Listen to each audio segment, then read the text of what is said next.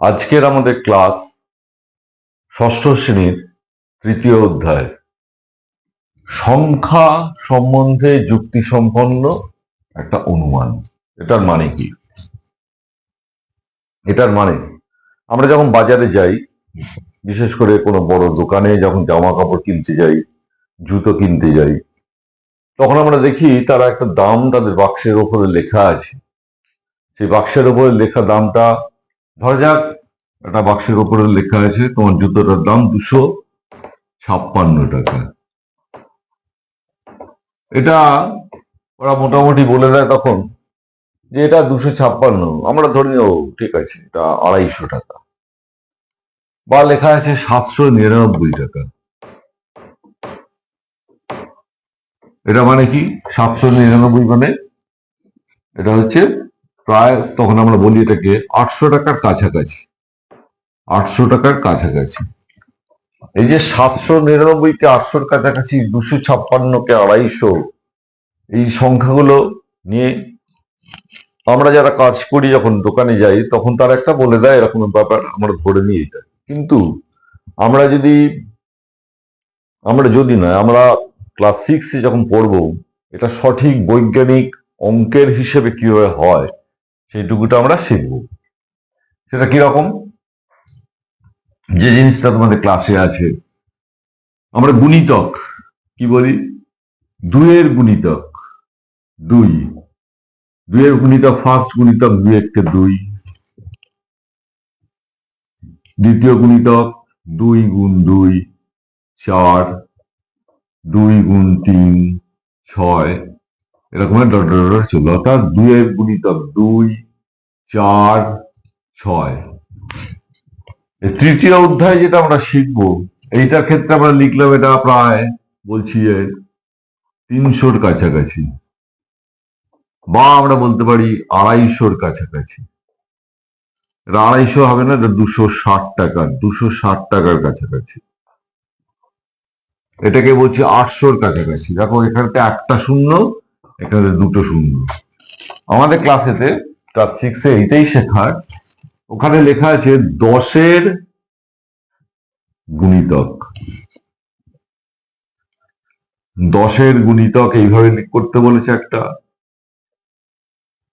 একবার বলেছে 100-র গুণিতক,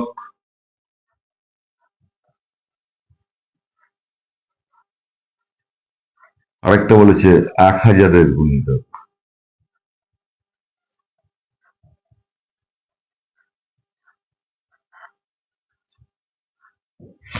এইভাবে সংখ্যাগুলোকে যুক্তিসম্পন্ন আনুমানিক সংখ্যায় নির্ণয় করতে বলেছে আমাদের অঙ্কগুলো। 10-এর গুণিতক কি কি হয়? 10, 20, 30, এভাবে চলবে। 100-র গুণিতক কি কি হয়? 100, 200, 300, 400। 1000-এর গুণিতক 1000, 2000, 3000, dot dot dot dot dot চলবে। 10-এর গুণিতকে দেখা যাচ্ছে একক সংখ্যাটা, এককটা হচ্ছে সব 0, প্রত্যেকটার ক্ষেত্রে একক 0।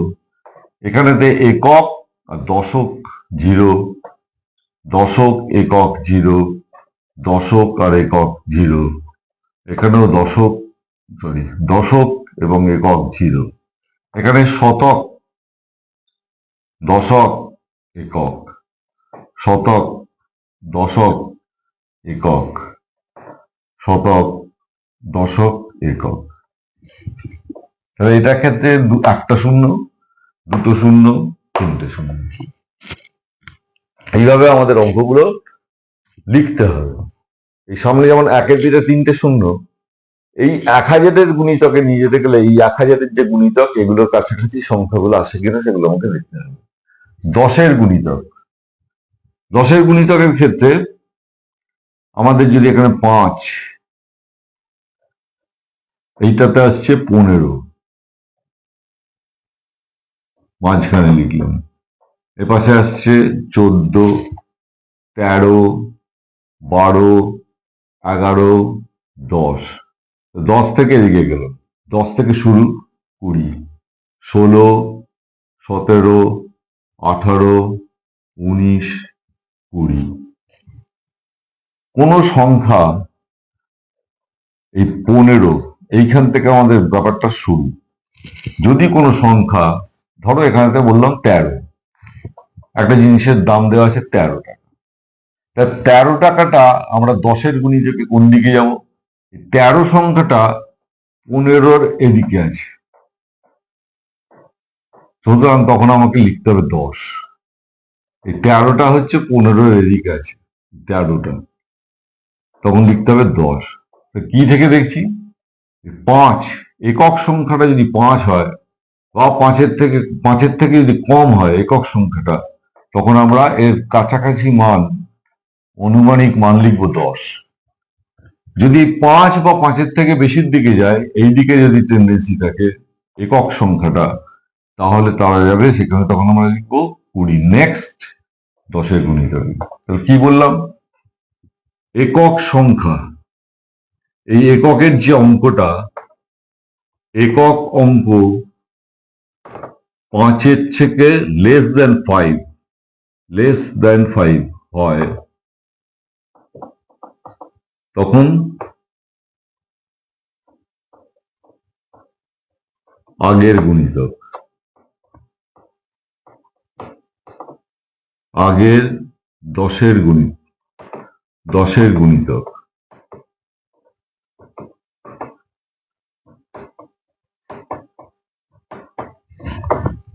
আর যদি অঙ্কটা, একক অঙ্কটা গ্রেটার দ্যান ইকুয়াল টু 5 হয়, তখন পরের 10-এর গুণিতক।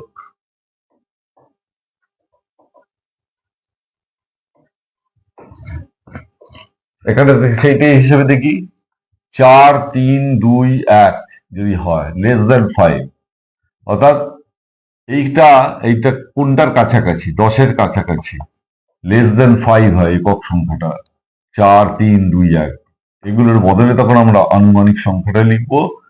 14 মানে হচ্ছে এইরকম একটা আনুমানিক চিহ্ন দেওয়া হয়, দিয়ে লিখতে হবে 10। যদি আমি 15 পেতাম, লিখতাম 20, আর যদি 16 পেতাম, তখনই লিখতাম আমরা 20। তাহলে দেখা যাচ্ছে 15 থেকে 16, 17, 18 যাই হোক, তখন সে চলে যাবে এইখানে দ্বিতীয়, ওই জন্য কি পরের 10-এর গুণিতক। এই ঘটনাটা এখানে ঘটতে থাকবে। প্রথমে আমরা করি 10-এর গুণিতক। 10-এর গুণিতক যখন আমি করছি, আমি একটা সংখ্যা ধরলাম 52, একটা ধরলাম 1, 3, 6, একটা ধরলাম 4, 5, 1, তিনটে সংখ্যা দিয়ে থাকে। এটার ক্ষেত্রে কি হবে? এটার ক্ষেত্রে 2 আছে, এইটা হয়ে যাবে 0।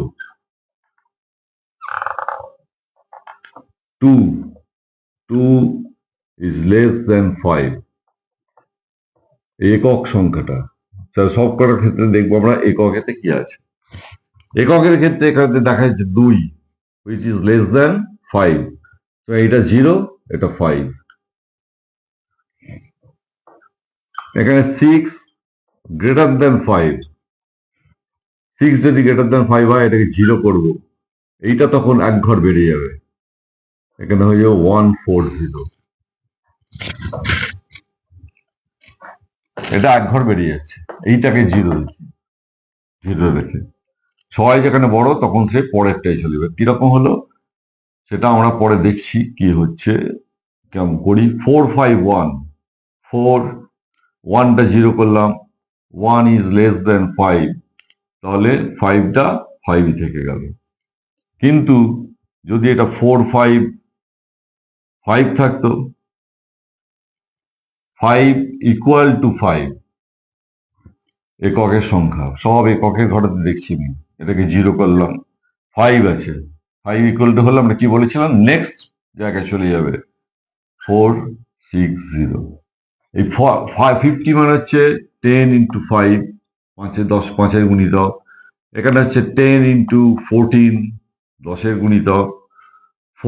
10 ইন্টু 45, 10-এর গুণিতক। এখানে 10 ইন্টু 46, 46 গুণিতক। তাহলে সব 10-এর গুণিতক এসছে। 10-এর গুণিতক করতে গেলে একক সংখ্যাটাকে দেখতে হবে, সেই সংখ্যাটা 5-এর থেকে ছোট না বড়, বা সমান 5-এর। 5-এর থেকে ছোট হলে একে 0 করলাম, এটা যেমন আছে থাকবে। 6 5-এর থেকে বড়, তো 6টাকে 0 করলাম, এটা 1 ঘর বেড়ে গেল। এটা 1 5-এর থেকে ছোট, এটা যেমন ছিল থাকবে, এটা 0 হয়ে গেল। এটা 5 ইজ ইকুয়াল টু 5, তো 5-এর সঙ্গে 5 সমান, তাহলে 4 5 আর থাকবে না, তখন 460। এটা হলো 10-এর গুণিতক। এবার আসছি আমরা 100-র গুণিতকে।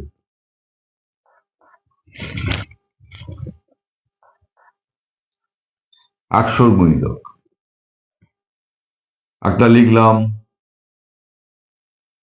3 2, শুধু 3 2। একটা লিখলাম 3 5 6। একটা লিখলাম 4 7 1, 4 2 7, 32। দুটোই একক আর দশক, এই দুটোকে দেখতে হবে, একক দশক। এর ক্ষেত্রে আমরা দেখবে দশকেরটা, একক তো 0 হবেই। দশকটাকে যদি 0 করতে হয়, যেখানে 3 লেস দেন 5, তাহলে এটা 0 হয়ে গেল, তাহলে আগেরটাও 0। এই তিনটে মিলে কথা হলো 0। 32কে যদি আমরা 10-এর গুণিতকে যাই, 100-র গুণিতকে যাই, এটা হবে 0। 100 গুণিতকে আসছেই না। এরপর একটা